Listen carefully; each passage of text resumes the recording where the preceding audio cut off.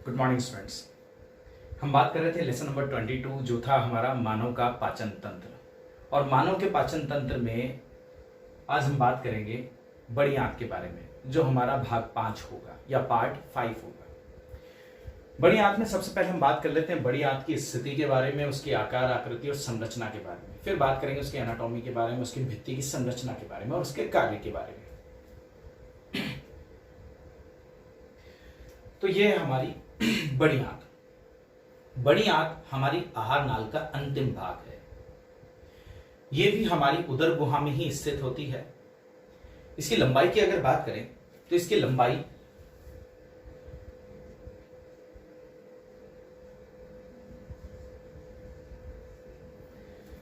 1.5 metre होती है। इस बड़ी आंत के 3 भाग होते हैं।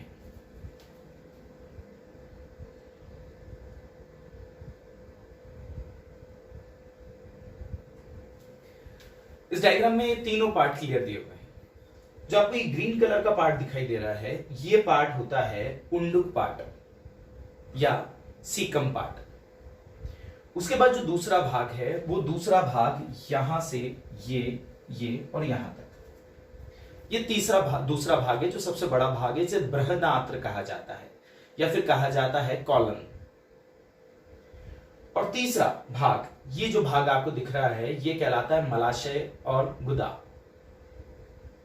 ये बड़ी आंत का तीसरा भाग है जिसे कहते हैं रेक्टम। तो छोटी आंत के 3 भाग, बड़ी आंत के 3 भाग हुए, सीकम, कॉलन, रेक्टम। सबसे छोटे भाग के बारे में बात कर लेते हैं। सबसे पहले सीकम के बारे में। ये जो सीकम वाला पार्ट है, ये सीकम वाला पार्ट मानव में एक प्रकार से अवशेषी माना जाता है। थोड़ा इसको और क्लियर कर दें।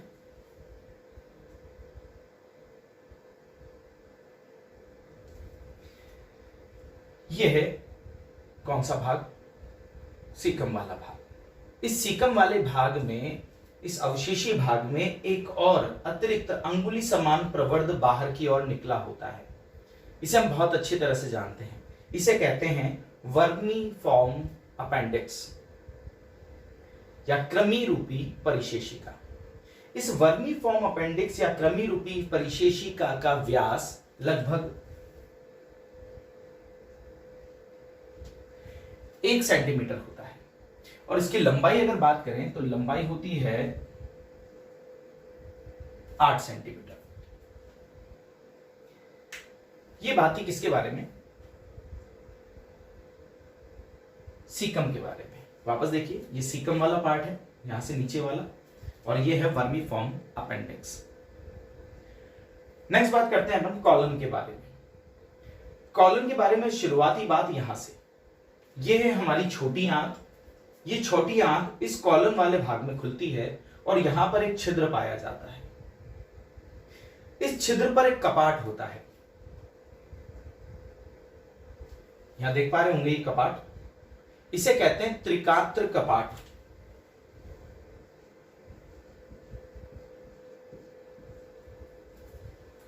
या इलियोसिकल वाल्व।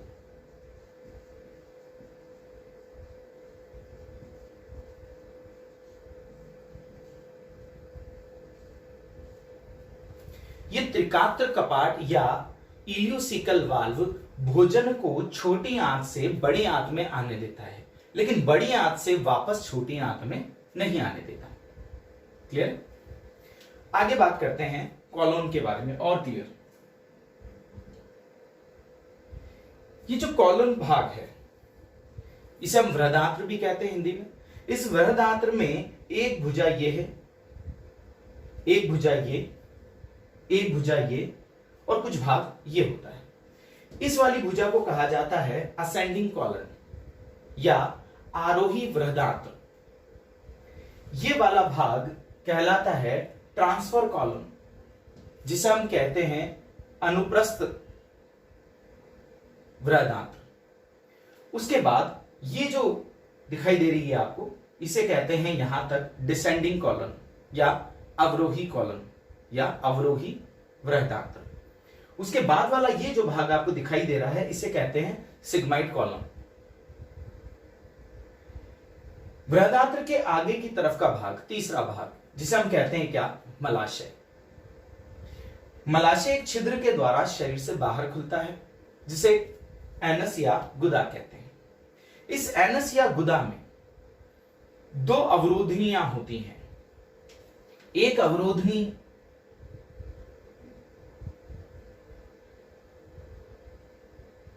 भीतर की ओर और एक अवरोधनी बाहर की ओर।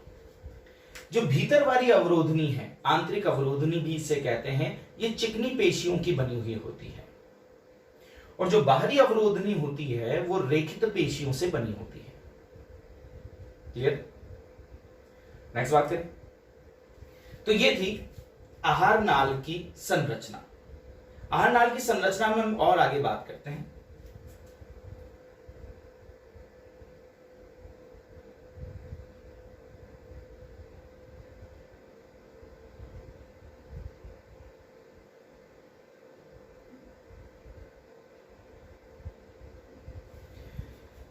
आहार नाल की जो संरचना है, उसकी जो भित्ति है, उसकी भित्ति में सभी की तरह चार भाग होते हैं। सॉरी, चार भाग।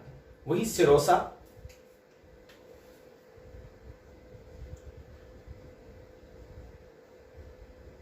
पहला भाग सबसे बाहरी भाग, दूसरा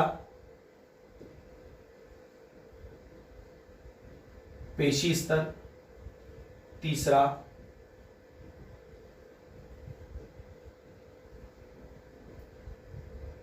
अधश्लेष्मिका और चौथा श्लेष्मिका। इसके श्लेष्मिका वाले भाग में जो ग्रंथियां पाई जाती हैं वो केवल श्लेष्मा का स्रावन करती है, और इस रस में कुछ मात्रा में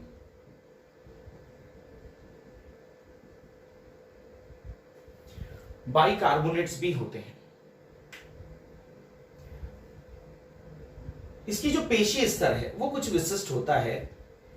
बृहदात्र में 3 स्थानों पर अनुदैर्ध्य पेशीय पट्टियां पाई जाती हैं। ये तीनों अनुदैर्ध्य पेशीय पट्टियां आहार नाल की लंबाई में विस्तृत होती हैं। यहां हम इसको और ज्यादा देख सकते हैं। क्लियर?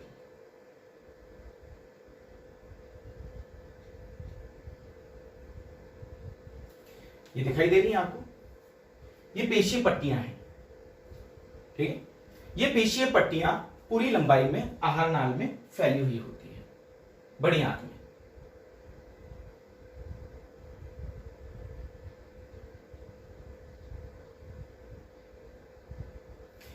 इन पेशीय पट्टियों को कहा जाता है टीनी कोलाई।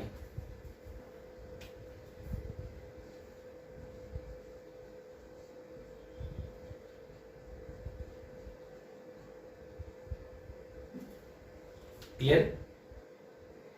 इसके अतिरिक्त टीनी कोलाई के लंबाई में, या यूं कहें कि आहार नाल की लंबाई में कई जगहों पर उभार दिखाई देते हैं, उभार उपस्थित होते हैं। इन उभारों को कहा जाता है चूषकांग या हॉस्टोरिया।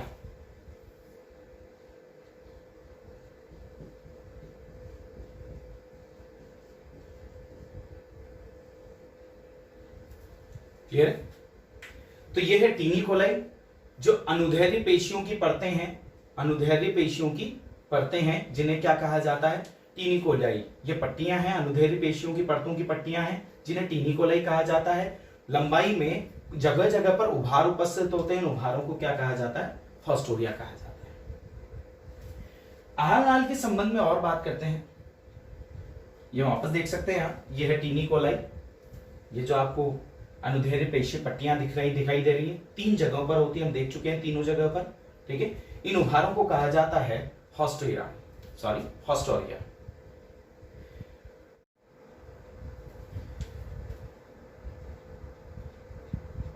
अंत में हम बात कर लेते हैं बड़ी आंत की कुछ और विशेषताओं के बारे में। जैसे कि पहली विशेषता, इसकी भित्ति में रसांकुर नहीं पाए जाते। दूसरी महत्वपूर्ण बात,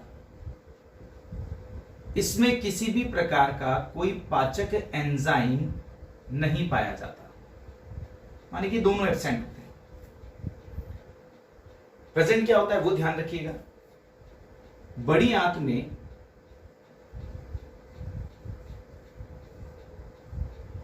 सहजीवी जीवाणु उपस्थित होते हैं। तो ये थी बड़ी आंत। तो देख लीजिए एक बार हमने बड़ी आंत में क्या क्या बात की।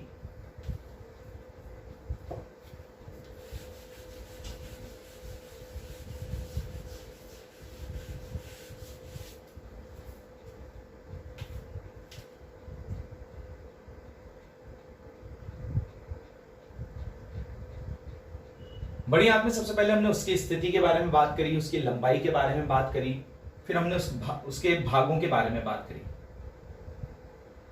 भागों में हमने बात करी उसके विभिन्न भाग, जिसे हमने कहा था सीकम, कॉलन और रेक्टम। सीकम के बारे में बात करी, अवशेषी होती है और उसमें एक और अंगुली समान प्रवर्ध उपस्थित होता है जिसकी लंबाई 8 सेंटीमीटर होती है और व्यास लगभग 1 सेंटीमीटर के आसपास होता है। ठीक।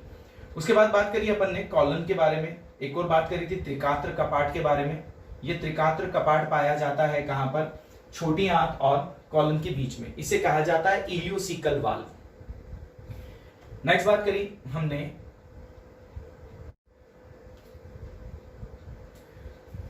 टीनी कोलाई के बारे में और हॉस्टोरिया के बारे में। क्लियर? फिर हमने बात करी कि इसकी श्लेष्मिका में श्लेष्मा और बाइकार्बोनेट्स होते हैं, इसमें रसायनकुओं का अभाव होता है, इसमें विभिन्न एंजाइमों का अभाव होता है, केवल सहजीवी जीवाणु पाए जाते हैं। तो हमारी बड़ी आंत में बस इतना ही। अगले पार्ट में हम बात करेंगे मानव की विभिन्न पाचक ग्रंथियों के बारे में। Thank you.